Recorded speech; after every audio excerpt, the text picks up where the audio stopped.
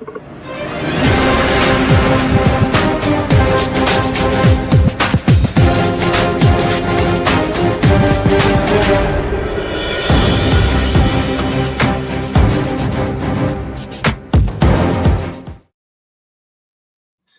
everyone, welcome to the newest episode of the 13th Man Football CFL Weekly Show.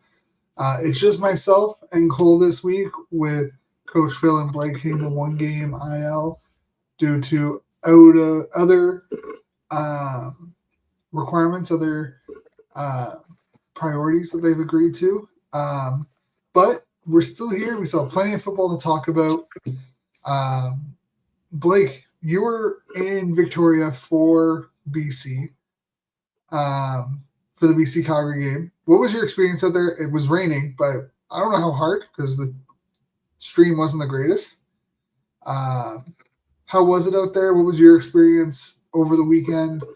And what was your takeaway from the game? Sorry, Shane. Thanks for introducing, though. Hopefully you guys are hearing me all good. I feel like my Wi-Fi is just kind of coming in here, but yeah. Was it ever good to be back watching CFL football live in person, man? It was definitely a preseason football game. I jumped on after we drove back home after the game. It's about just over an hour drive back to Nanaimo, where I live.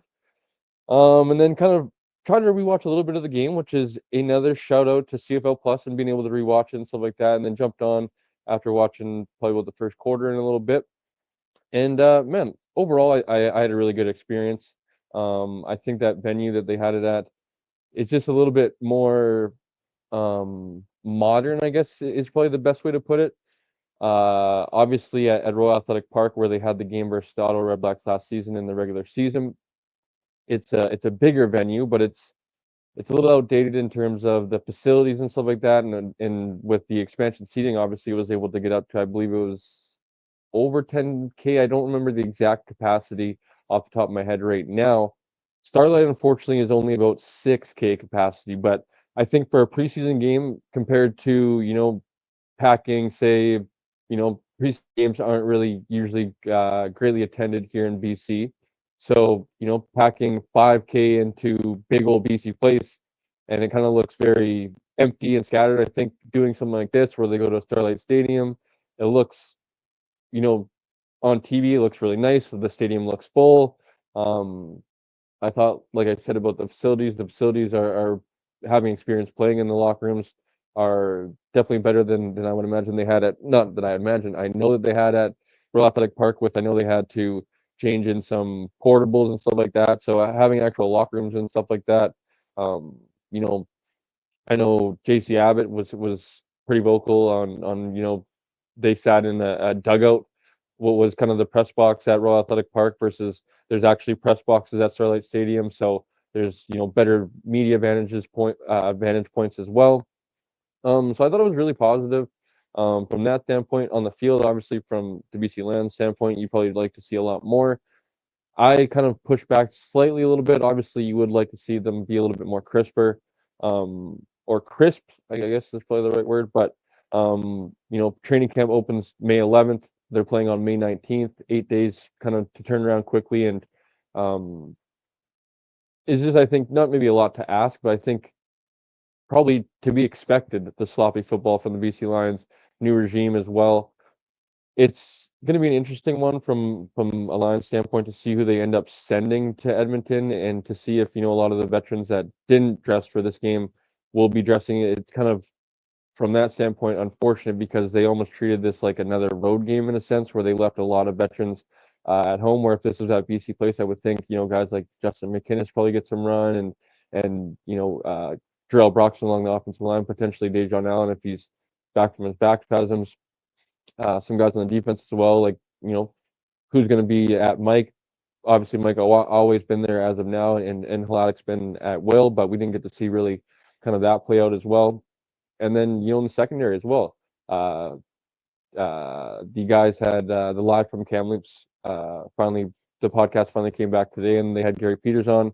They mentioned that he's not sticking to the boundary this year. They're going to stick to, he's playing right, and Deontay Williams is going to play left. So something that's kind of would have been interesting also to keep an eye on is that, and that's the unfortunate side of kind of traveling to Victoria, unfortunately, having to get on the plane and stuff like that, leaving some of those veterans is definitely, I think, a bummer. But overall, I think it was a pretty positive experience. A lot of fans there were pretty excited, and I think this just draws more Island fans to BC Place this season. Yeah, I mean, it was disappointing. We talked about it last week about how many starters we'd expect to see, and I was disappointed that we only really saw Nathan work for like four plays, and they were all running plays. So very disappointed with the lack of. Technically, Shane, he's 1-for-1 for 7 yards on the stat sheet. He had a jet sweep that was a forward pass. Oh yeah, it was a little shovel pass. I agree with you. That's tongue in cheek, but I too was a little bit disappointed, as I mentioned, like with the veterans that stayed home in Kamloops. They obviously had to sell that Nathan Rourke was going to play and to play pretty much to hand it off, and then he was pulled. It was definitely a bummer for sure, disappointment. Yeah, I mean, I understand it. Like, you don't really want him getting hurt. We saw been a couple of injuries so far this week in training camp. One of them, was in the game with Anu, the right guard. It's pretty ironic, actually. Like, Rourke comes out of the game, and then I believe it was 3 plays later, watching on rewatch, that Una goes down. Supposedly, it's not as serious as expected. He was seen in a walking boot after the game, but still pretty serious if he's in a walking boot, right? I would think at worst it's probably something like a high ankle, which is pretty difficult to play on from an offensive line standpoint, right? When you're trying to be strong from your base and from the ground up. So I would think David Fuku is probably going to be the guy for I don't want to say a considerable amount of time, but for at least the first month of the season, I would think. Yeah, and I mean, hopefully it's nothing serious, even if it's in a walking boot. Maybe it's just to stabilize it, let the swelling go down a little bit, or to reduce how much the swelling actually expands. But for me, my biggest takeaway from that entire game was PJ Walker consistently throwing the ball 20 plus yards. And it was kind of annoying because it was his first CFL action, and maybe it was the game plan. Maybe they wanted to see if his arm strength could stretch the field accurately and effectively. But from watching it from the outside, it was constant. Like, it was every throw was 20 plus yards. There wasn't a lot of mid range, 10, even 5 to 15 yard passes.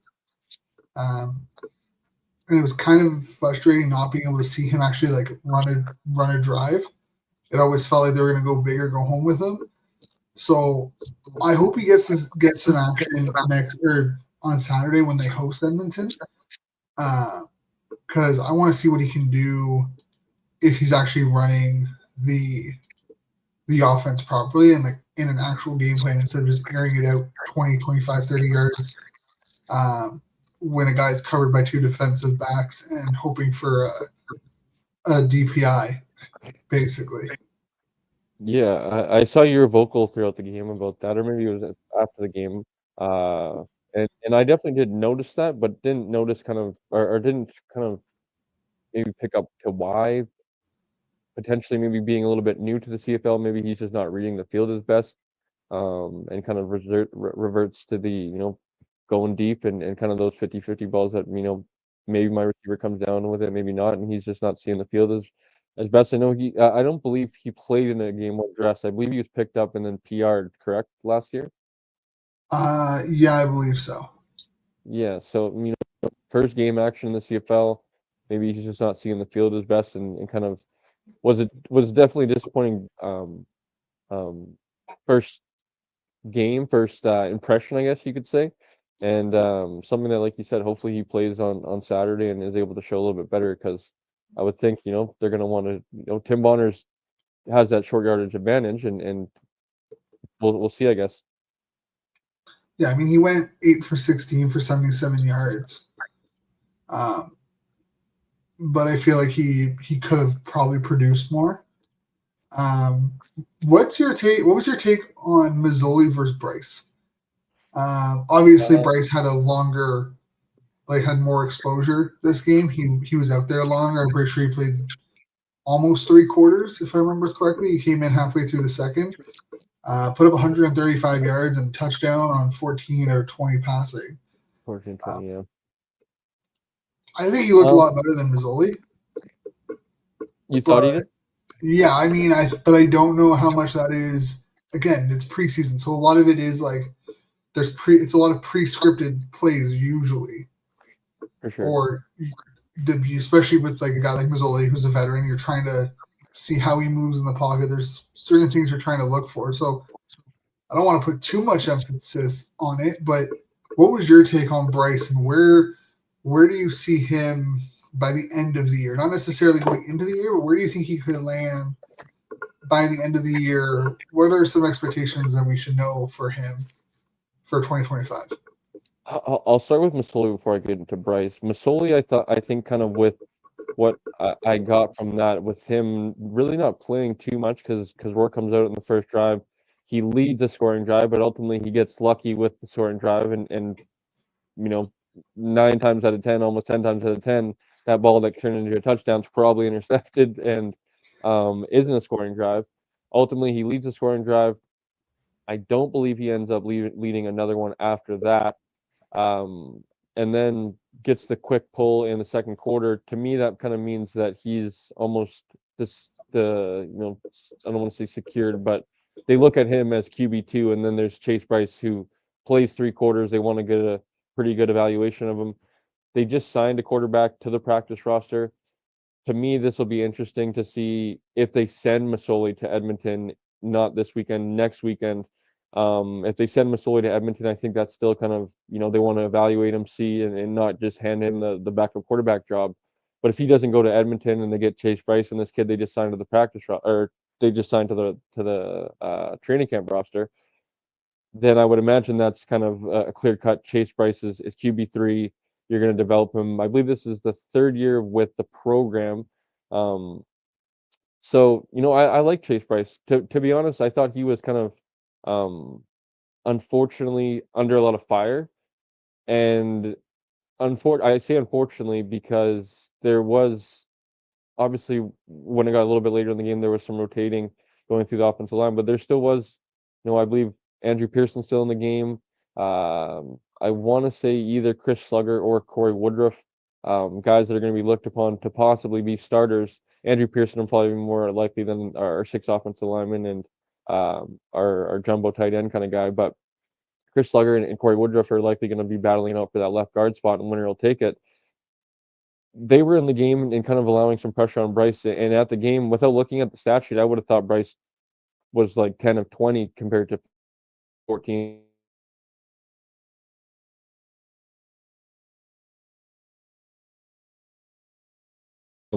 But ultimately, I think Chase kind of, for expectations this year, are probably more realistic to be, a guy that I don't know if he dresses on game day. I would like to see how they treat the short yardage quarterback option, because I know Chase Bryce is a bigger, he's a thicker body. I won't say he's a bigger body because I believe he's only about 6'2", 6'3", thicker body than Masoli and Rourke. And you definitely don't want Rourke. You definitely don't want Masoli doing the short yardage options.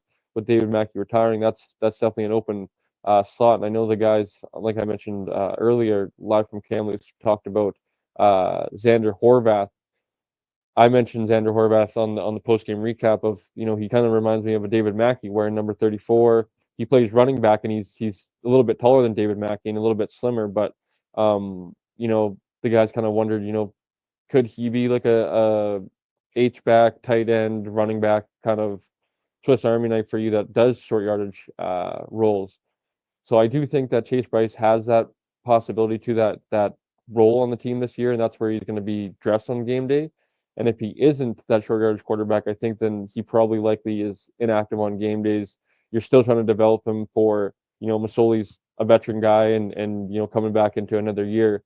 Then Chase Bryce is kind of, maybe you don't bring in a veteran. Chase Bryce is given the opportunity in training camp to kind of be that number 2. So I would think this year expectations are kind of, try to be a short yardage quarterback. If not, you're the QB3 and you try to just learn as much as possible from, Buck Pierce, Masoli, and Rourke. That's probably pretty good quarterback and offensive coordinator to kind of learn from. That all three of them played quarterback in the league and did it at a fairly high level. Yeah, I mean, I'm glad you mentioned Xander Horvath because I liked what I saw from him in his limited reps. With only 7 carries, he had 34 yards. I know they mentioned on the broadcast because it was the radio feed for the Lions for the game. They mentioned how he wears 34. He reminds them a lot of David Mackey. It's basically he could be a David Mackey 2.0. But the one guy, I think, if I remember correctly, he also went in behind center. Was I think it was Huntley, who's like 6'6". I believe was one that for BC. I don't remember. Is he on the stat sheet? Yeah, he has three carries for 15 yards. I don't remember him personally, but towards the end of the game, I was kind of a little bit surfing Twitter and kind of trying to gather my thoughts as well. So, to be honest, man, I liked what Xander Horvath did, but I was a really big fan of Jordan Tyrell when I was lucky enough to have a field pass. So going down there pregame, there was a couple guys that stood out to me. I mentioned on the recap of like being physically imposing, and Jordan Tyrell was one of those guys. Xander Horvath was another one of those guys that being a little bit closer to them on the field, being like, wow, man, these guys are actually, big dudes. And Jordan Tyrell was another one. Just his lower body, man, was just thick, tree trunk like thighs. And I thought he ran really hard, man, and really impressed. I know speaking to a few guys in the Beast organization, they're very high on Tyrell, and I would likely, I would probably almost put it in Sharpie that he's RB2 behind JB, and I would be curious to see if he's going to be able to be dressed on game day, depending on how the roster shakes out. The regime in the past with Rick Campbell and Jordan Maximic were more often than not only dressing one running back at a time, and more often than not there was 2 fullbacks dressed and one running back, and kind of just playing the special teams snaps out like that with guys like Riley Pickett and David Mackey last season. That's obviously going to be a little bit changed. Riley Pickett's still around playing fullback, but you're going to have at least a running back, I would think, 2, just for I personally like it just for. In the past, if anybody got hurt, David Mackey would go in and fill in at running back, and he's athletic enough for sure and can fill in the job. I just think it's like it's nice to just have a natural running back in there instead. I think Jordan Tyrell is a great RB2 to keep James Butler as fresh as possible for the playoffs. JB's obviously the guy, the RB1, but to keep him as fresh as possible, I think he just hit 30 if I'm not mistaken. He could be 29. But just to keep him as fresh throughout a 18 game, 21 week season, I think a guy like Jordan Tyrell is super important this season. And then a guy like Xander Horvath, who I think should be probably dressed on game day if he continues the play that he does. I would think if they're on as high as they are as they've said on Tyrell, I would think Horvath might start the preseason game in 2 weekends against Edmonton, and then they're able to get a bigger sample size of him. And I would think like the kid is he was on special teams as well as really athletic, man, for his size. I think he's 6'3", and probably about 240 pounds or something like that. So I'm really interested to see how they are able to either get him on the roster or how they handle that situation. Yeah, for sure. And it's interesting. More teams nowadays are really going with that one running back, which I get for, I guess, roster construction based off the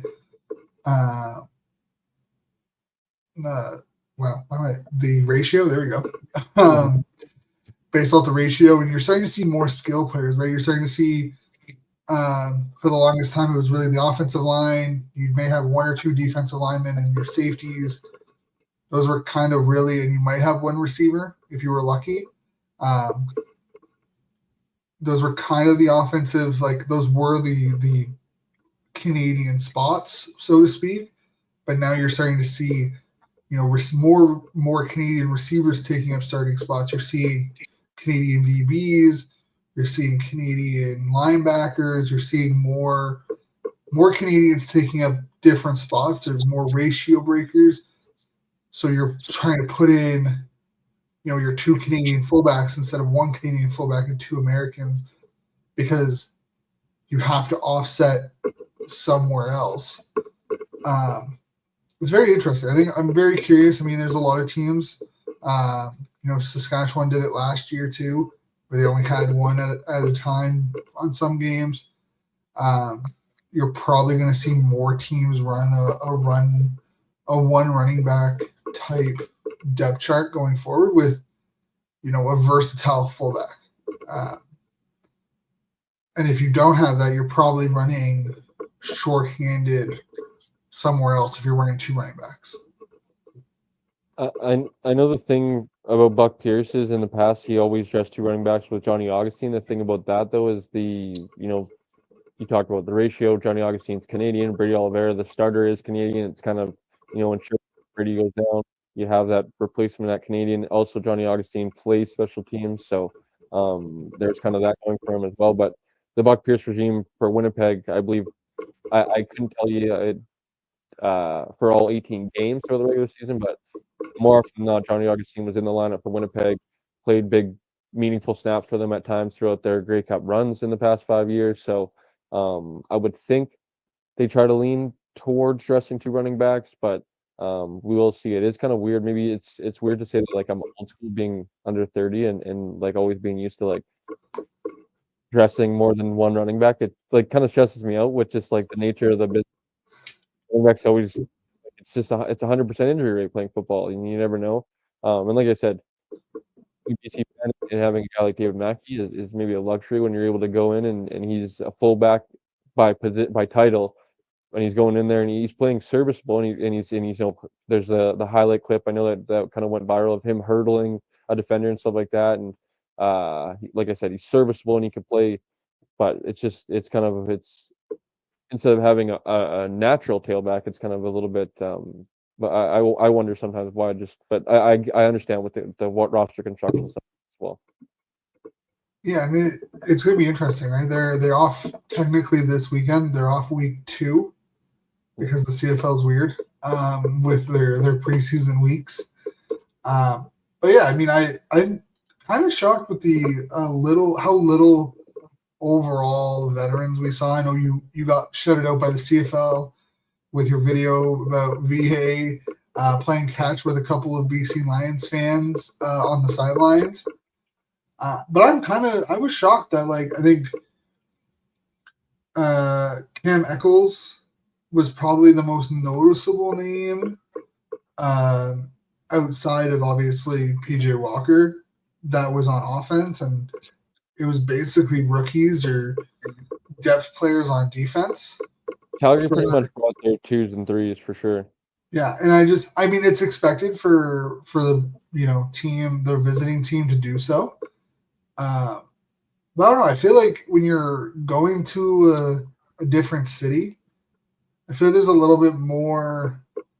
And I mean, not even just going from Calgary to BC. I mean, going to Victoria. I feel like there should be a little bit more oomph to bringing some of these bigger names to kind of bring in a bigger crowd. And maybe that's the problem with doing it in the preseason, because teams aren't going to risk playing, Philpott or Bagleton or McInnes or Rourke in a preseason game more so than they would a regular season game. I don't know. I feel like it was kind of a letdown, them not being in it, even if it was only for a drive or 2. I think it would have been it would have been good for the event.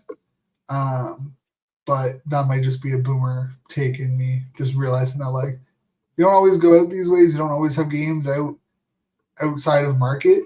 And I'm kind of shocked that Ottawa isn't doing a game in Kingston. Their home game isn't actually in Kingston on the 31st. I very much thought you're going to camp. You're basically in camp until that point. That they would have just had their game in Kingston. But I don't know. I feel like the game was a lot of fun. The broadcast was kind of iffy. There were some sound quality issues and some camera issues. But overall, it seemed like it was a good time outside of the rain. And I mean, it's CFL football, and it's back on TV, so I can't really complain too much about it. We've been gone, 5-6 months without it? Yeah, like I mentioned a little bit earlier, it was definitely a disappointment. I would say, from my standpoint, as we talked about with you and I being a little bit more intrigued by, the depth players, the roster bubble players, it was super cool for me, especially with the CJFL guys kind of being locked in throughout most of the game, throughout three, I would say even into the fourth quarter, like I mentioned. Um, but it was definitely a disappointment. I would say in the section that I sat in, there was definitely a lot of casuals that nobody was kind of even mentioning that. I know I mentioned it to the people that I was sitting beside, but like kind of a little bit of like it's unfortunate that BC didn't dress some of their oomph because I feel like that kind of what unfortunately was a little bit stagnant in offense. There was no kind of firepower for them. There was a few guys I like that, like I mentioned the post game report. Jermaine Jackson, he was their punt returner. He also caught their second touchdown of the game on a little slant pattern. I thought he showed some juice. Probably going to be likely their kick returner. But other than that, didn't really wasn't really impressed with too many of the receivers. Ezekiel Tide, their Canadian draft pick from last season, had some moments. But other than that, like the starting group wasn't great. They had Canadian Rice and John, who was former Calgary Stampeder. I know he went to Vancouver College.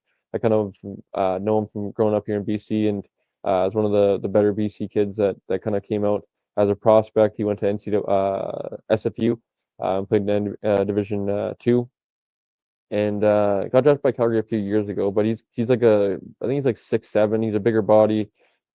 He had a first down early in the game, but didn't really see too much from him. Other than that, he kind of dropped a contested catch later in the first drive.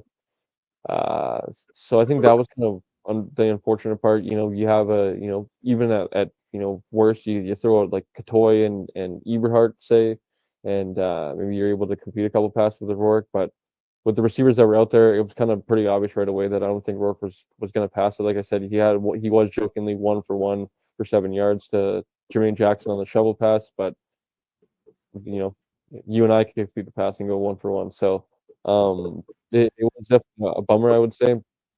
I like that you mentioned the surprise that Ottawa doesn't do it. I know Stuart Johnson was in attendance. It was unfortunate I wasn't able to run into him, but he did mention, I believe, that he likes the idea of like teams doing this and what BC is doing, and I think it's a great opportunity. Like I mentioned earlier, not every team has these big stadiums, so it doesn't look as I don't want to say bad because that kind of makes it sounds worse than it is, but like preseason and not a lot of people are going, right? And it's kind of a stadium with a lot of empty seats, and going to these smaller stadiums where you're able to, like I mentioned, the casual fans I thought were kind of around me in my section. I would imagine this intrigues them to, go to a regular season game or two from the island, right? And that just engages, fans to go and watch the team this year. And I think is a great opportunity to, get outside your, uh, hometown, so say, for your team and play in other little towns that I think kind of are cool venues like that, and you can sell them out and it looks cool. And definitely interested to see if more teams try to adapt to it and take it on in the future. Yeah, I mean, there's some teams that probably shouldn't. You know, teams that need to build on their own community before they start doing their outreaches. But I think what BC has been doing has been great. I mean, it's such a like it's kind of crazy to think of you don't of like of the province, especially like BC, where BC, Saskatchewan, Winnipeg, like they're the only teams in the province. There's such a greater reach available to them. Um, you're not going to see Ottawa go into Toronto territory or Hamilton go into Ottawa territory for their training camps. But Montreal's the same way, where they're the only team in the province. So like being able to expand and get out into different communities, like I wouldn't be shocked if we see Montreal start doing camp maybe in Laval here or there a couple of times, like once every other year, something like that going I, I forward. believe I believe they're in Saint Jerome, right? Correct this right now, I think. I believe that's where they usually hold their. Oh, okay. It's kind of like it's like they don't go to McGill until like preseason basically, but I think they do their like all their training camp stuff's always in Saint Jerome, I see. which I think is what like not even like 45 minutes outside of Montreal or outside downtown Montreal. But I don't quote me on that. I'm not great at geography. I'm not from Montreal, so I might be completely wrong. I'm pretty sure it's just like 45 to an hour outside of Montreal. It's not far comparatively. But before we head into the weekend slate of games, because 4 games to talk about this weekend, some breaking news in the football world this week coming out of the NFL.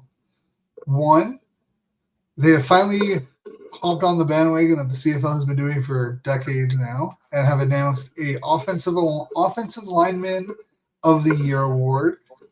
It's called the Protector of the Year. I think it's corny as all hell. But they didn't want to copy the CFL and most outstanding offensive lineman. The fact that they haven't had one is astounding. But this is also the same league that kind of tried to beat down on linemen and try to make them not seem as important as they are to a team. But man, I'm glad to see that linemen, as a former lineman, are starting to get recognition in a more public and media, area.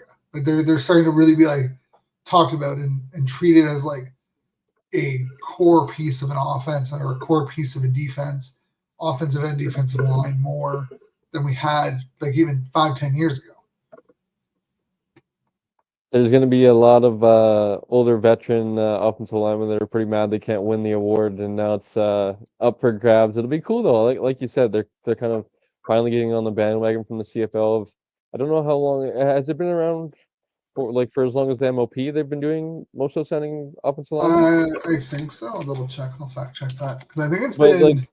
They've been doing it for, I would imagine, quite some time, which is obviously nice for the position that kind of is always taken for granted. And growing up playing football, not really understanding like how important it was in high school football. I always just thought we could win because we had really talented receivers, and I was pretty decent quarterback, and we had a good running back. But our offensive and defensive line kind of struggled, and that kind of held us back as a team. And then really not understanding that until like I played junior football, of like how important an offensive line is and a defensive line is to like the success of a team is greatly underappreciated and taken for granted for sure. And it's just something that's super cool. I would imagine, like I said, that there's going to be a lot of offensive linemen that are disappointed they didn't have the chance to win it. The Trent Williams. I guess Trent Williams, you never know, he could still win it, but Yeah, 100%. There's gonna be a lot of linemen that are excited that they're gonna have the opportunity to win it this upcoming year. Yeah, the CFL's been doing it since 1974 when Ed George from the Montreal Alouettes won the first ever most outstanding offensive lineman award. So 51 years ago. So quite some time that the CFL has been doing it. I mean, originally they just had the best lineman award between 1955 to 1973, and then they split it up. So definitely ahead of the curve there. The other big news, which I think I am so torn on it. The NFL has accepted, agreed, however you want to say it, will allow their athletes to participate in the Olympics for flag football. I have so many issues with this, and I hope the CFL does not follow suit, because I think it's a slap in the face to the flag football community who has worked so hard to get flag football where it is, to participate in all the tournaments and all these events, just to lose out because an NFL player wants to represent their country. I just have issues with it, and I think they need to do what they did with 3-on-3 basketball and basically be like, if you aren't part of the circuit or you don't play in a certain amount of qualifying competitions, that you cannot play. Because don't get me wrong, I would love to see Trey Ford or Nathan Rourke slinging the ball out there to Phil Pott. But I don't think it's fair to the athletes who have put in so much work to get flag football where it is, to lose their spot because Nathan Rourke is available to play. And this might be a boomer take, and I'll take it on the chin if it is. But I don't know. It bugs me that and I mean, I think it's also going to just ruin it. I think if the NFL goes, you may as well just give them the gold medal. And flag, and at least on the men's side, probably dies within 3 years. Because who's going to want to watch the Americans just roll over everyone? Like everyone outside of Canada, to be fair, 70-0. I mean, you're not wrong. So, personally, Shane, obviously, I was pretty excited when I saw that the NFL was gonna allow their players to go. I question though, with just contracts and stuff like that, whether teams are gonna kind of okay this and kind of hold it, not hold grudges, but in reality hold grudges. Like remember this kind of thing and be like, man, we'll allow you to go, but we don't kind of recommend you to go because obviously with injuries and stuff like that, you never know what happens. Playing flag football and going to a few tournaments that are pretty highly tournaments, like one of the best one of the best tournaments in Western Canada for flag football is the Mayball tournament at the Kelowna every year. There's teams from Edmonton, Toronto come out, and guys that the Toronto Wildcats. A lot of those guys are the not Travella Pinto. It's I believe, or it is Travella. It's either one of the Pinto brothers that are from Ontario that played from West Shore. It's a shorter one though, but they also have like an ex NFL/CFL receiver. They come out from Ontario. There's another team that comes out from Ontario, and I think there's a team or two from the States. But really high level tournament, and none of the guys I don't think would probably likely represent Canada, but guys that go to the national tournament every year in all over Ontario, more than likely are usually the host province, and guys that compete really at a high level for flag football, and definitely thinking about that now into perspective of there is a lot more guys that work really hard, as you mentioned, Shane, for a lot of years of trying to get to this point, and now that it's finally in the Olympics, is definitely would be a slap in the face, as you said, of they kind of have their Olympics in a sense, right? With they play in the NFL, that's one of the biggest leagues in the world, right? And although I would imagine there's going to be players that kind of fight back and well, we don't get to represent our country, and this is supposed to be best on best. I definitely hear that argument, but like you said, I just think kind of they would unfortunately. I don't know how much interest they would gain outside of the first few Olympics. I don't know about 3 years and then it would die. I think there'd be a lot of people that sign up to watch the Tyreek Hill and Lamar Jackson and some super team slap the absolute piss out of a bunch of countries and win a gold medal, especially the ego people that are living in the United States right now. I would think there'd be a lot of people that tune into that. I can't lie myself, I would probably tune into that. I think it would probably get a little bit of engagement going into the next Olympics. I think that's where we'd probably start to draw less interest because people would be like, well, what are we tuning in to see Team USA dominate other countries? And although you could say, teams are going to develop over that 4-year span and stuff like that, and I agree for sure. It's just there's no Team Spain that's playing in the NFL. There's team the best, the Team USA could probably make, I don't want to say 4, maybe 2 to 3 is probably the most realistic. Teams before I think other countries would probably have a kind of a fighting chance of you could go through the best, because there's I believe flag in the Olympics is only 6-on-6, correct? I think so. I thought it was 7-on-7, but I might be. I just unfortunately I play in a 5-on-5 league. I know there's Mayball plays 8-on-8. So I don't remember. I thought it was 6-on-6, but it could also be 7-on-7 as well. So I just didn't remember correctly. But still, 7-on-7, that means you're kind of leaving a lot of great players at home. And it's imagine the Team USA NFL Team 2 per se, the second team or whatever you want to call it. And it's there's still a lot of great athletes there. I don't think there's any chance in heck that the CFL athletes go. It's right in the middle of the CFL season, as I know you mentioned last week, I think, about the Lions having to deal with already the World Cup. I think there's just way too many obstacles to jump through to even try to I know people were trying to talk crazy of like, oh, we'll put the CFL on a break. It's like, well, that's not just, we're not going to put the CFL on a break for 2 weeks because of the Olympics, and then we're going to allow the CFL players to go to the Olympics and play. I would think um, more than likely, like I mentioned about the owners not being too high on wanting to go, watch their $1 million athletes potentially be at risk of, injuring themselves. I would think the owners in the CFL would be like, man, like Mar Doman, for instance, I'm not paying Nathan Rourke $500,000 to go throw his shoulder out trying to win a gold medal. If we're being kind of honest, I would hope it's a competitive game. I don't think Canada knocks the States off in a best on best flag football. Who knows? Because flag football, I will admit, is, for people that don't know, it's kind of one of those things like, if you know, flag football is a whole lot different than just playing tackle football or American football, Canadian football. There is a lot of different like intricacies, nuances. There's like this kind of like super like veteran team that's out here. They're the Packers in our league, and they're like all probably 40 plus, and they're all just like, they've been playing in this league for like years, and they're all just like really great at the like little things that you can kind of get away with in flag football and stuff like that, and they really take advantage of the rules where a lot of us played tackle football and we don't understand those kind of aspects in flag football.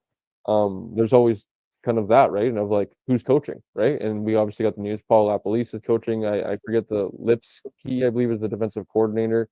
So like, maybe a guy like Paul LaPolice is out scheming a guy like, Andy Reid or whoever's going to call the plays, Sean McVay, whoever it might be, Kyle Shanahan. There is that possibility as well. I just think it's probably a lot to ask of, if they do send an NFL roster to, the Olympics in flag football, I would think they probably run the table, and it's probably not particularly close. I would think Canada maybe gives them a game and kind of keeps it a little bit close, but I would think the States probably, like I said, run the table. And I would like to, probably honestly talk me into it, Shane, of like liking to see it more of like best on best for the flag players, and actually being probably more of a competitive atmosphere than the truly the best, I guess. Yeah, and I mean, again, I get why NFL players want to go, and I respect that. I just think that given, we're starting to see it more, we see it more with basketball. Like, we've seen it with the national basketball team for Canada and the U.S. That like, hey, if you want to be part of the Olympic team, you have to be part of the qualifying teams. If you're not going to be part of the qualifying teams, you're not going to be part of the Olympic teams. You don't get to ride the coattails of players who got us here because you didn't want to do it, but you want to show up at the Olympics. And you know what? If they want to, if there is a circuit for it, and they create a circuit, and these NFL players want to participate in that circuit, and do what the 3-on-3 does, and they have a circuit. There's world ranking points, and team points and individual points. There are rules where you can't play at an international level on teams and whatnot. You don't have that worry with football, but if there's a circuit during the off season that runs from like February through August or July, where these NFL players can go out and get ranked and be part of a qualifying system in one way or another, then I think it's a little bit different. But for them to basically ride the coattails of other players to get to the Olympics, it bugs me. It bugs me when teams do it, in like any sport that requires it, right? Like, I think most team sports, you don't always get the best of the best for qualifying. But I think when you can get the best of the best for qualifying, you should have the best of the best for qualifying. If they don't want to be there for qualifying, they shouldn't be there for the actual event, personally. And that's just been my opinion for basketball. Same thing with hockey. If a player isn't willing to represent the country outside of the Olympics, they don't deserve a spot, no matter how good they are. They don't deserve a spot on the Olympic team. The Olympics is the top tier representation of your country, but if you're not willing to do all the other things that that need to be done to be to the Olympics, you should not be on the Olympics. That's just my take on the situation. And if the CFL does decide to take a 3-week break in the middle of August, in what, 2028, so be it. But that's in 4 years, 3 years. I mean, the best thing is that we might just see Taylor Elgersma ripping it at the Olympics with how things are going.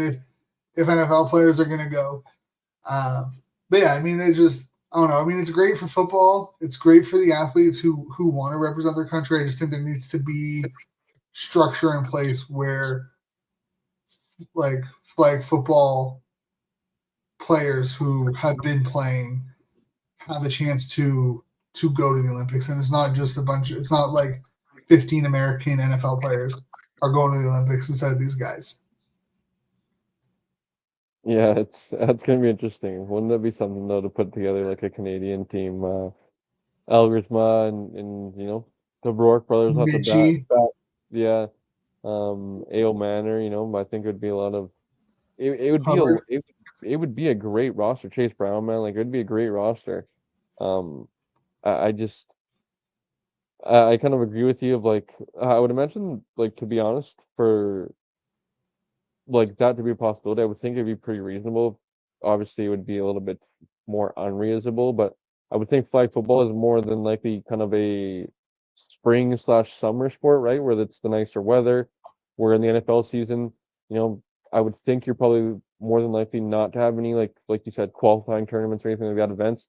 If NFL players would like to, compete in the, qualifying tournaments, stuff like that, having them in the spring and doing something like that, I think would be definitely a reasonable and something that's probably the most fair. And obviously, we're talking about professional sports, and if we're talking about fairness, a lot of probably athletes would probably laugh about fairness. We're not kind of we're not taking that into the consideration at all. So I think that would be the best possible scenario for all parties.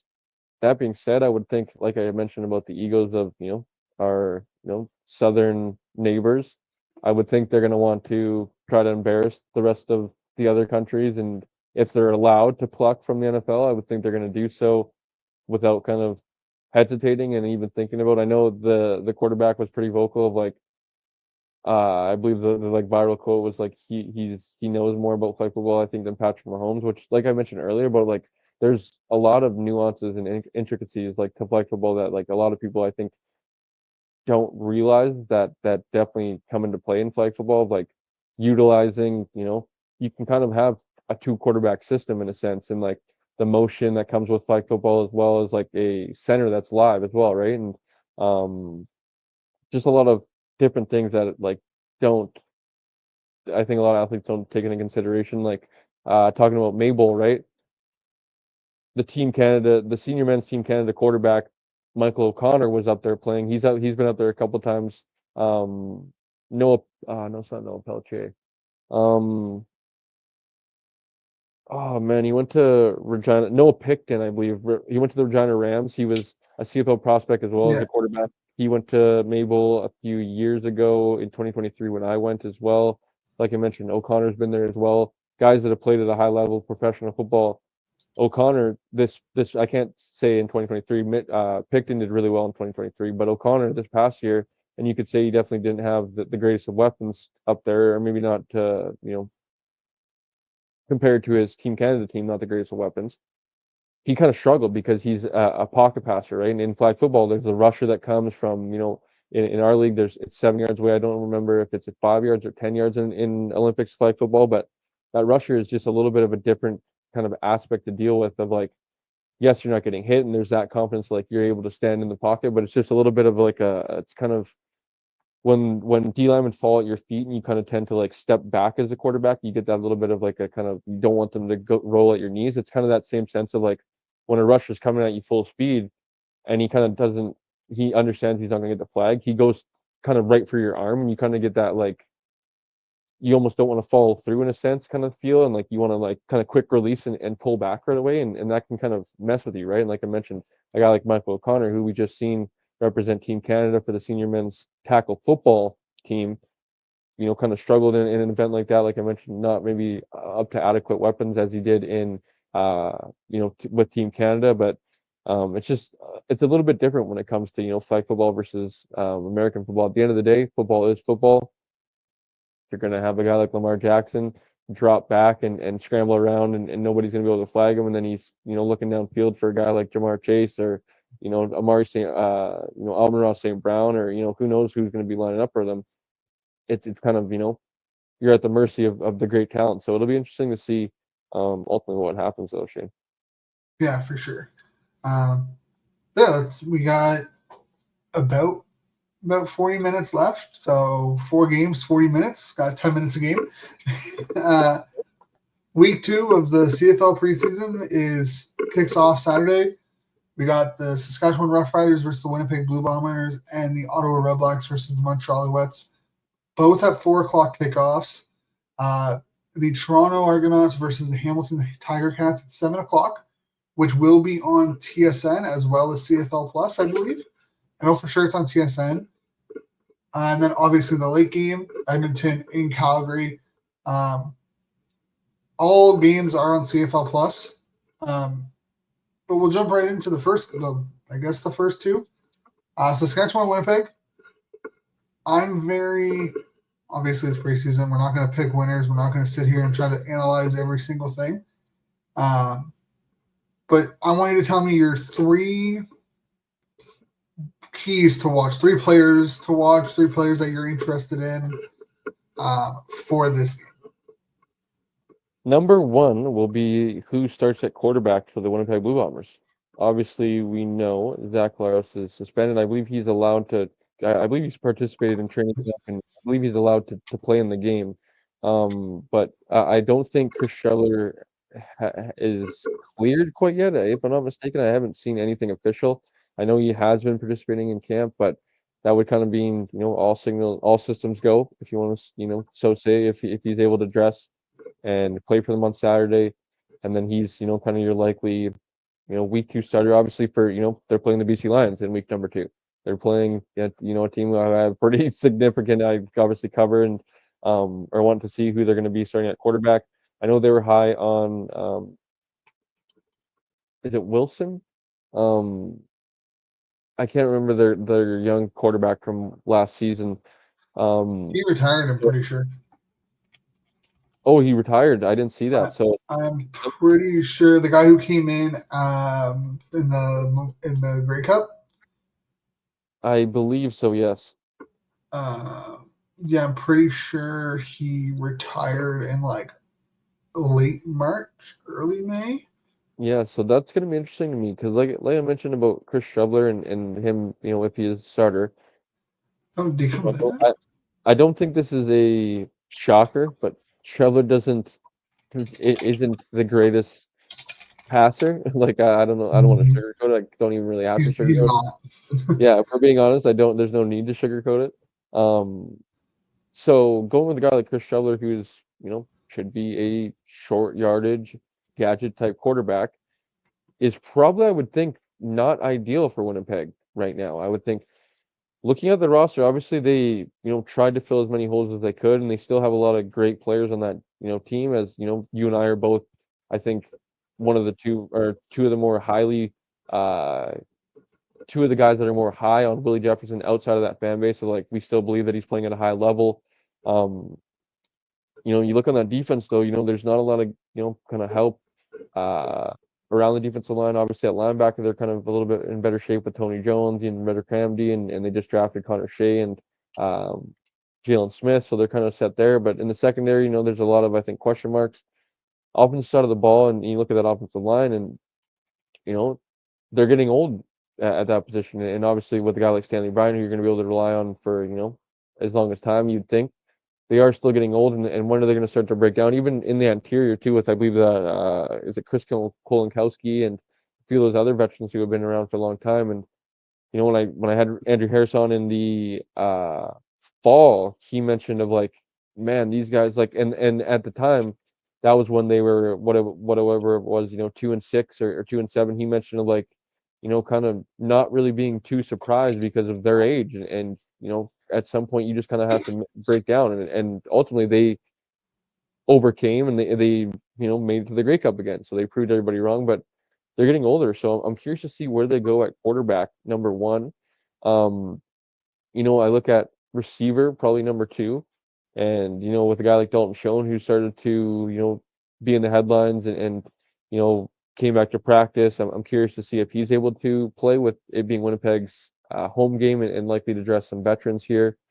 Um, and then I guess I would say, I guess not to be all on Winnipeg here, because there's some guys in Saskatchewan I guess I can touch on here in a second. But the next one would be, I guess, the number 6 overall pick, and Connor Shea, the guy who was the, you know, I don't want to say consensus number 1 overall pick, but the most mocked, the most kind of talked about, rumored about, I guess is probably the best way to put it, number 1 overall pick, ends up sliding down the board to number 6, into a pretty good fit with Winnipeg, who seemingly basically gets to, you know, Adam Bighill walks out the door and into retirement pretty much, and they go with Connor Shea, who could be ultimately, you know, a next 10, 15-year CFL guy that plays at a high level. I think there's a lot of people that are high on him. There's a lot of people, I know yourself, not as high on him as everybody else is around the CFL.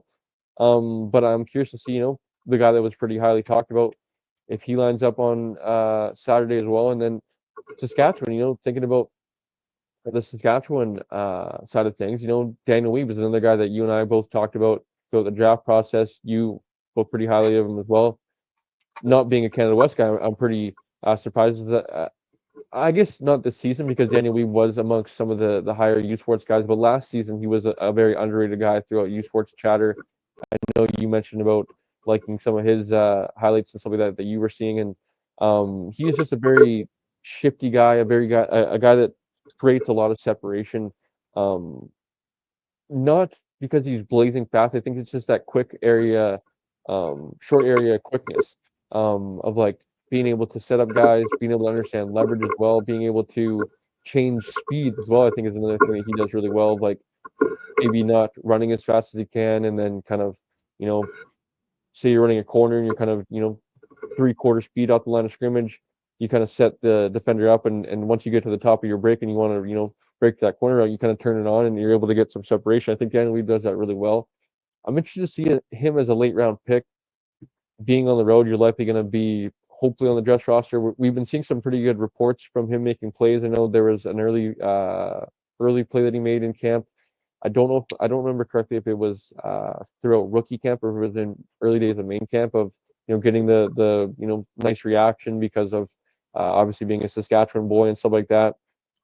Thinking about Saskatchewan's roster from another standpoint, I guess, would be Eric Anderson's a guy I'm high on. I would like to see play as a young Canadian guy. Thinking about other Canadians though, or any other like younger players from Saskatchewan, um, none really come to mind, to be honest, as of now, Shane. And as we talked about a few times, I would think they're going to send a more rookie roster, with just how many guys they already still have on the roster. I think I don't know if they made their 80-man cut down yet date. So I think they would still have 90 guys on the roster. You're going to want to, you know, travel probably 45 of them or whatever, and you know, probably not have a lot of veterans. I don't think Trevor Harris goes for Saskatchewan. I would think that's probably Jake Mayer's start, and who knows even how long we see Jake Mayer for the Saskatchewan Rough Riders. But maybe we'll even shout out Cousin Jake, and we'll say Cousin Jake's a player I'm looking forward to seeing on Saturday. No, also I was mistaken. It was they did have a quarterback retire. It was Darren Granger. He retired Did you look up the depth chart? Did you see who's on the depth chart as well? Yeah, so for quarterback, he is there. Wilson is there. Terry Wilson, the number 3, he is there. I would think they're probably going to want to take a look at him. Yeah, I got the two confused, so my bad. For anyone listening and watching, I got them confused. I knew they lost a quarterback before in the offseason. Just forgot which one was which. So many names too. Yeah. I mean, you mentioned Connor Shea, but I want to mention their other drafted Yeah, right. linebacker, You were higher on Jalen Smith. Yeah. Jalen Smith. I'm curious on to see like those two guys. I'm very interested to see how they are utilized this year, and if one does better than the other. So Have we seen anything where they're playing at camp right now? I've No. seen very little.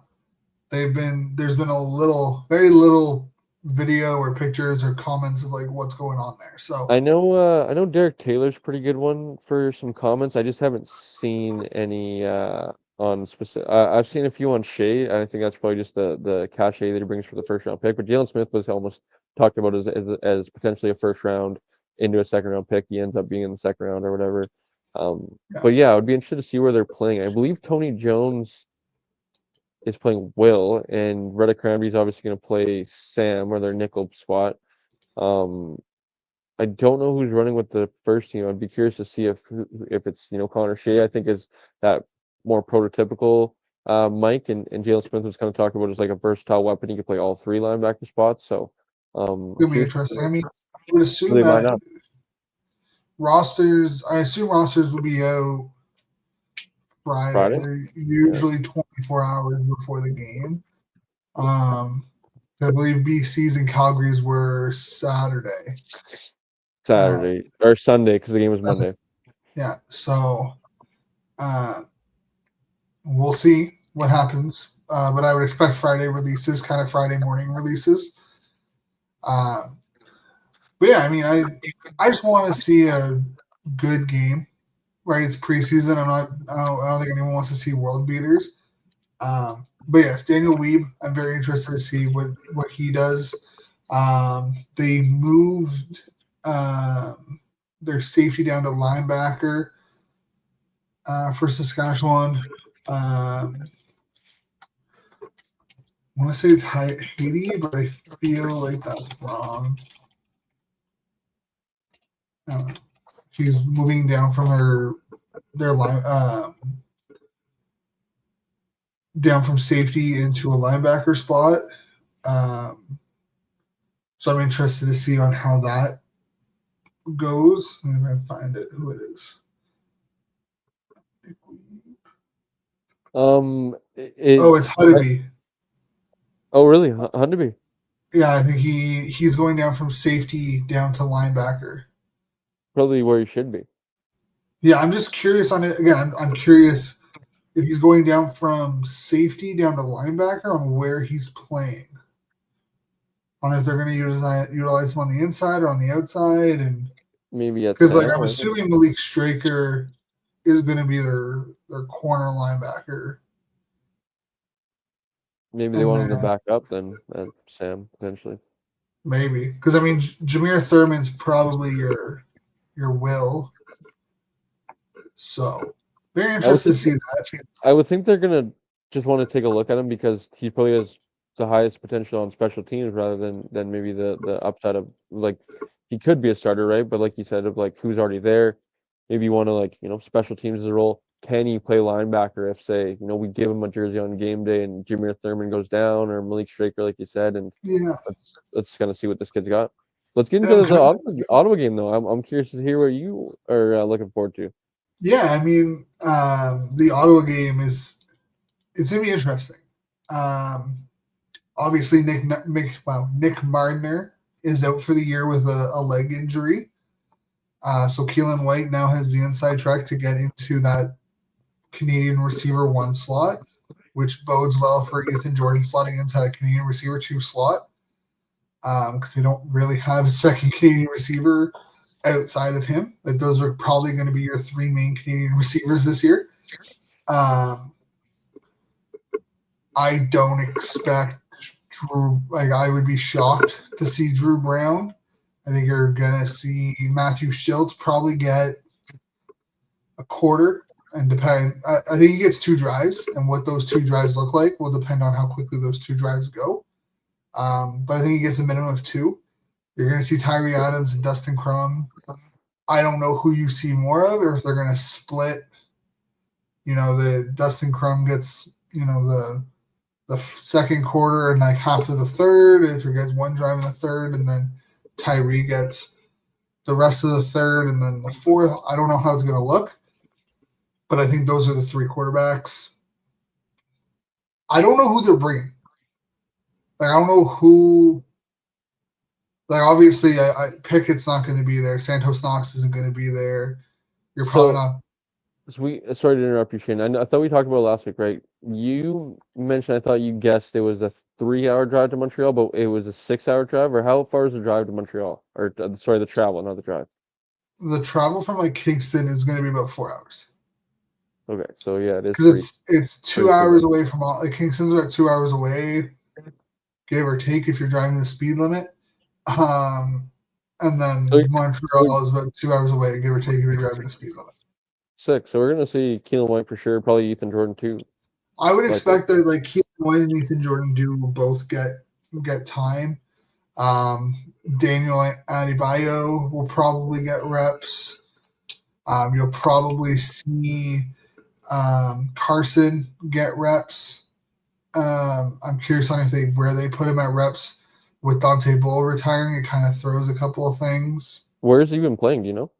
I'm not sure. I haven't heard. They've been kind of quiet with regards to who's been playing where. And because it's in Kingston, I haven't been able to go down and actually watch. But I'm curious. My thing is going to be Keelan White. If he's in or if he's not, or if it's Ethan Jordan, like, those are going to be my watch outs, because again, you don't have Nick Marner. So luckily you still have Adai. You have Ringland. So you can kind of make the ratio work a little bit more if you need to. But what about a guy like Eric Cumberbatch? You'll probably see him. I mean, you should. I think, him and King Ambers. But I think with Cumberbatch, I don't know where he's going to play. Like, there's a strong sense that Ambers will probably play half.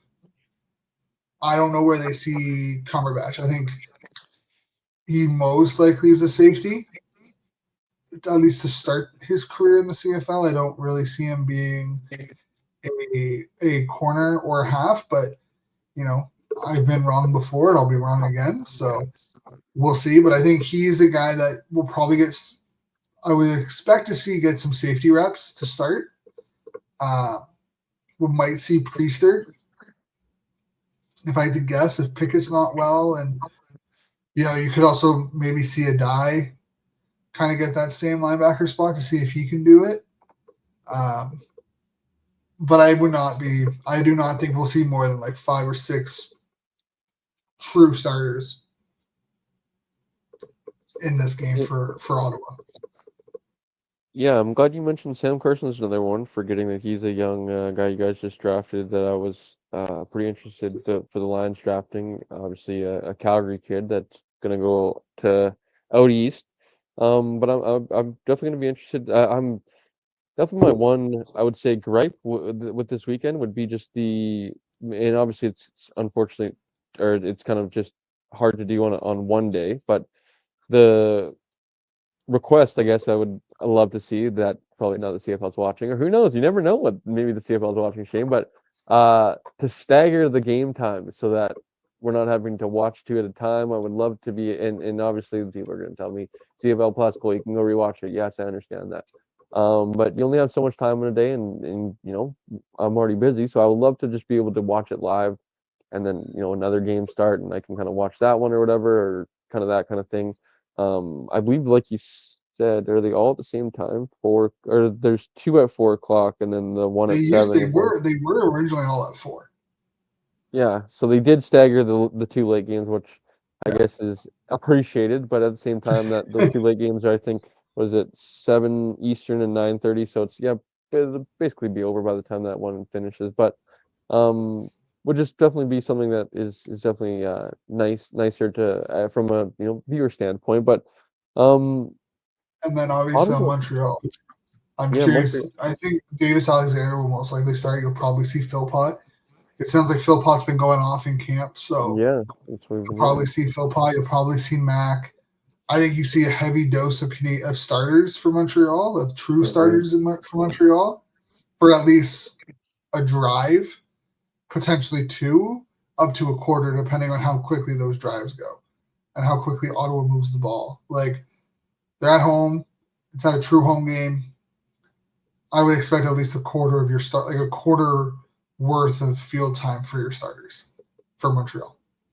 I think this would be probably the most, maybe not the most veteran team, but definitely the first two games.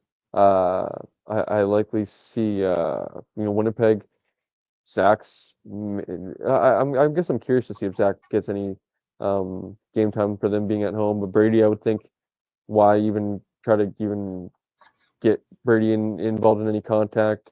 Schoen's definitely the one that's interesting. Dembski, I would think, it's probably 50-50. Maybe you want to get him a little bit of burn. Um, Willie, I would think, is probably a little bit of maybe you like to throw him out there just to please the fans that are, at home. But at Willie's age, what the heck, what does Willie have to gain going to get Yeah, I mean, like a I think sack that or two? first game, the Saskatchewan Winnipeg game, is probably going to be a lot of second, third stringers, Yes, right? Like that Collaros probably won't see the field at all. You the probably see, Montreal Ottawa game will be a good one for sure. I think. I yeah, mean, it's just you probably won't see many Ottawa starters in comparison to Montreal. I think you're going to see most of Montreal starters. I just think it'll be the most crisp football we've probably seen up to that point. Yes. And then you look at the next game with Toronto and Hamilton. Obviously, it's the closest trip probably at Hamilton, a more veteran team as well. Bully Mitchell probably doesn't play. Kenny Lawler probably doesn't play. Well, they're at a few home, so other. they should play. Yeah, I'm curious to see. Do you even see both? Bo seems to like to play in the preseason, and with a new receiver like Lawler, they're going to want to get their time going in a real game. Well, that could be something interesting to watch then for sure. So I can definitely see them playing. I don't know if it's going to be a lot. Like, I mean, right? Is it one series? Is it 4 plays? Is it a quarter? Is it a half? Like, I don't know, but I can definitely see those guys hitting the field for some things, and you're gonna want to see them connect and try to build that chemistry in game. Uh, Toronto, I'm just curious on how much we see Cameron Dukes, how much we see Nick Arbuckle. We're not seeing Chad Kelly. I'm curious on what those look like how they manage that, who gets more reps, who's playing like, you know what Nick Arbuckle is, where you're gonna play him like for a drive like you saw, or 2-3 drives like you saw with Mazzoli, and then you're gonna give it to Cameron Dukes for the rest of the game. Like, I'm very interested to see how they play out, and they have a lot of question marks. That is honestly, Toronto's probably the one team that is just full of question marks because they've lost so much during during the free agency on the defensive line, the offensive line. Uh, I think Toronto is probably one of the ones that probably you see one of the few road teams bring like true starters because you don't know who really is a starter. Yeah, Toronto's an interesting one. I think in years past, not to get too much into Toronto, but like a lot of people were like, they've got it over, their losses in the past, they'll be able to get over it again. I think where I would just try to like remind people like their offensive line for the most part kind of stayed intact, but like their defensive line, man, just got that they lost all four starters. I think that was their bread and butter, as I mentioned earlier. The the lack of appreciation for a offensive and defensive line. I feel like that's where it kind of starts with of like getting pressure and keeping a guy like Wint McManus clean, right, and not allowing the offensive line to get to the second level and allowing Wint McManus to play at his best. Let's see what happens with that defensive line in Toronto. There, I think I agree with you. There's a lot of question marks surrounding them and who they've lost throughout the preseason. And then you look at the quarterback situation, and Chad Kelly's obviously coming off the pretty significant major injury, what some would say, last season. Um, and Nick Arbuck obviously is the hero last year, but it'll be interesting to see with them being the road team, as you mentioned. Of you think Bo and Kenny will play. It'll be cool to see that connection for the first time because I think there'll be a lot of highlight reel type stuff this season. Come the regular season of a lot of deep balls and I would have mentioned a lot of highlight reel catches from that tandem. So it'd be cool to see them in preseason action here early, considering there's been a lot of twos and threes, which is cool. But I would then I guess to pass it back to you actually before we get to the next game. But what are you looking forward to in Toronto and Hamilton other than that? Honestly, there's not a lot. I mean, my biggest thing is watching how the defensive line plays, who they have where, how does if I don't assume I don't think Cameron Judge will play.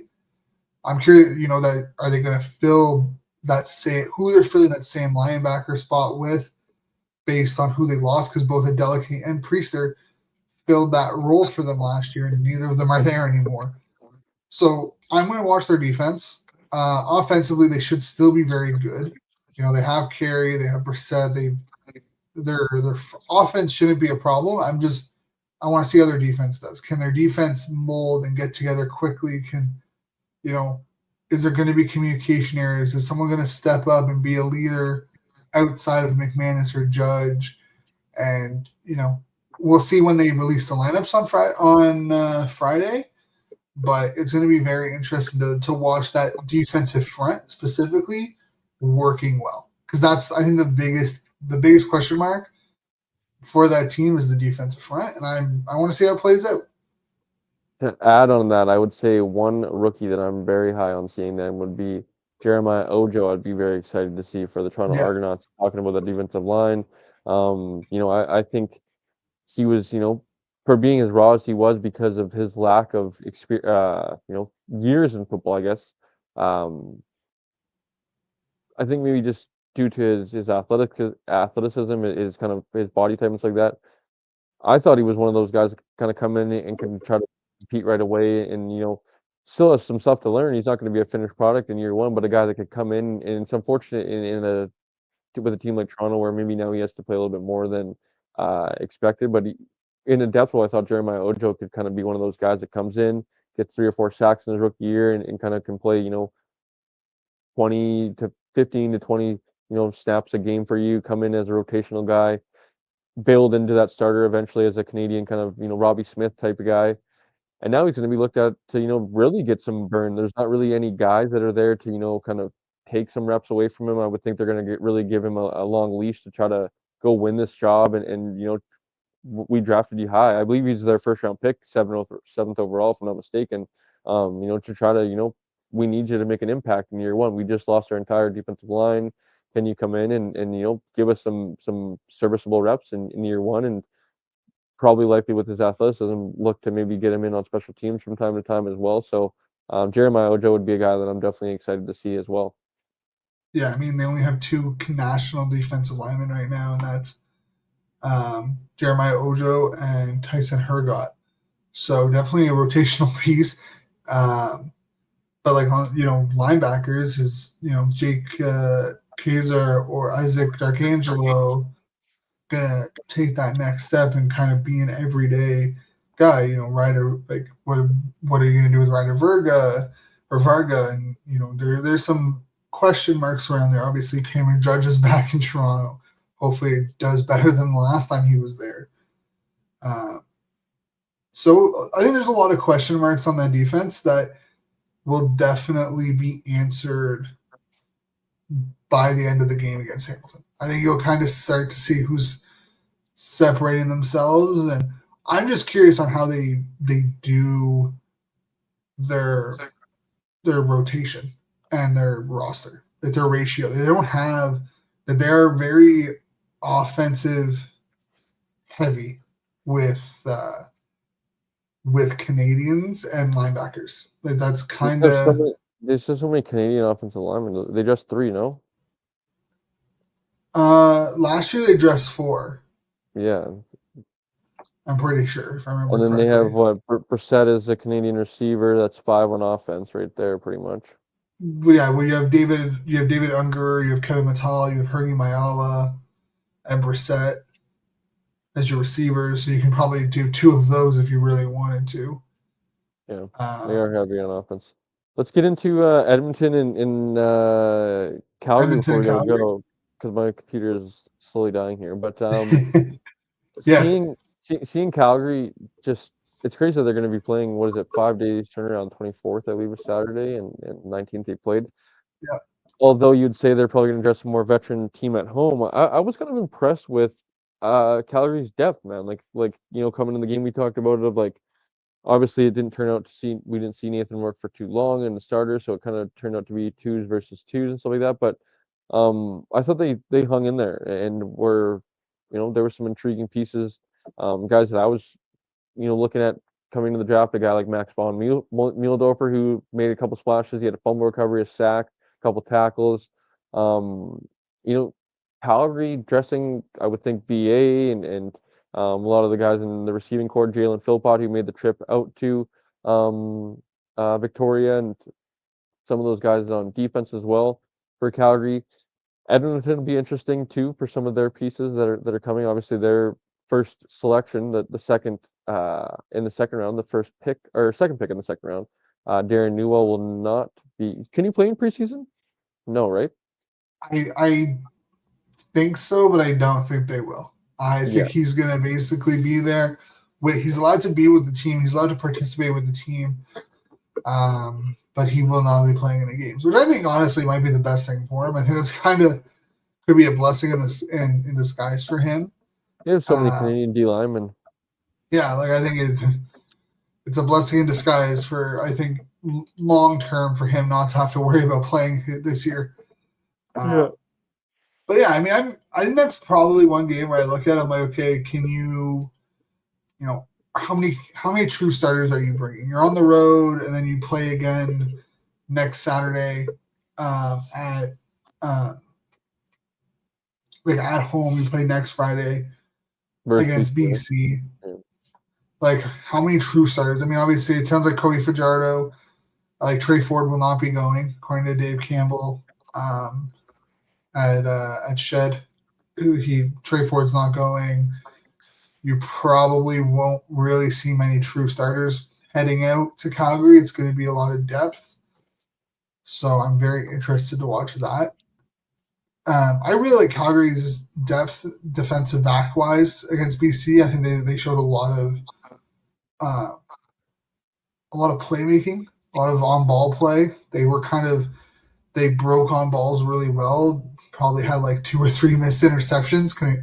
Had some hands, but overall, I think the Edmonton and Calgary game will probably be the most lopsided game because I think it'll be the most uneven rosters.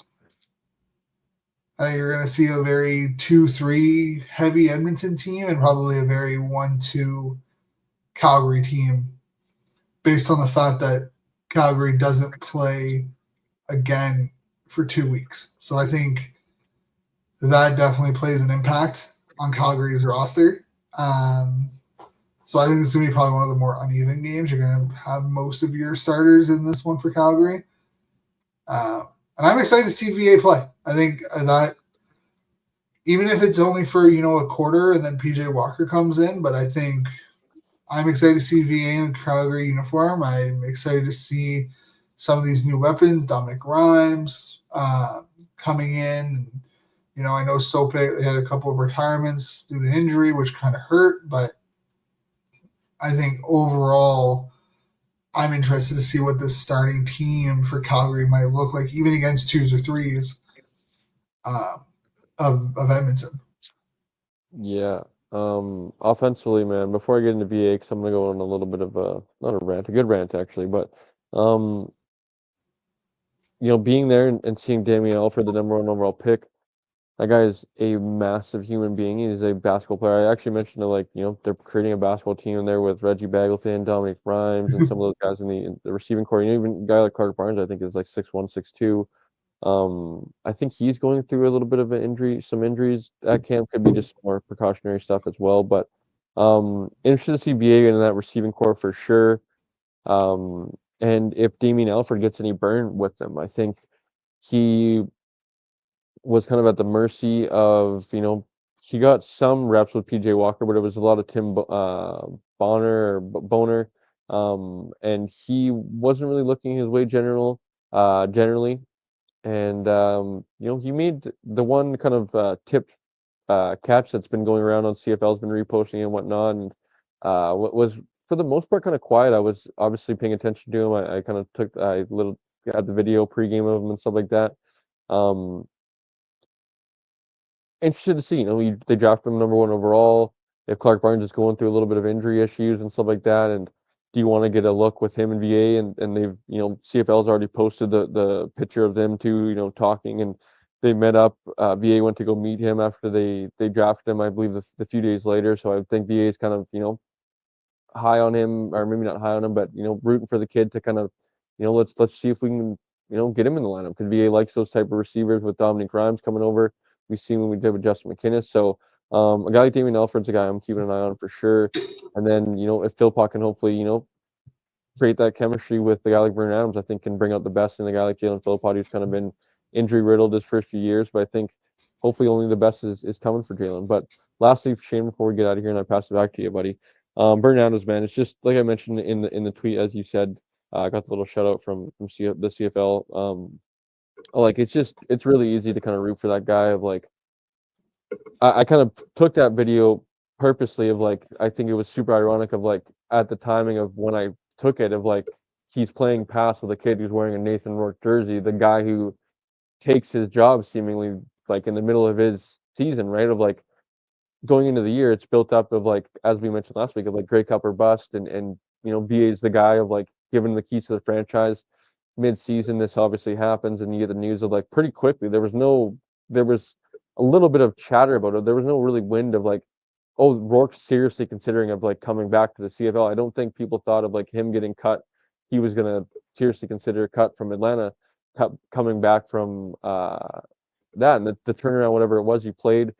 Vernon, I would think was kind of be like, man, like what the hell, like, and he made that known. So just to the amount of pictures and autographs he took to all the Lions fans, and he got a great reception, and was just such a good dude about it. And like I took a little video of him playing pass with, there was hundreds of kids, man, that he was doing that all pregame, and that was during halftime. There, he came out, and there was some kids playing flag football during halftime and stuff, and all the little kids kind of lined up along the fence and started playing with him and stuff. So he's just an easy guy to root for, man, and definitely going to be when he's not playing the Lions, going to be be a big BA guy for sure this year.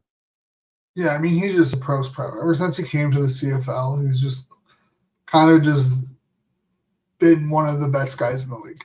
Just from seeing how he interacts with fans and how he presents himself, it's hard not to root against him. Like it's easy to root for him. He's just one of those guys I like.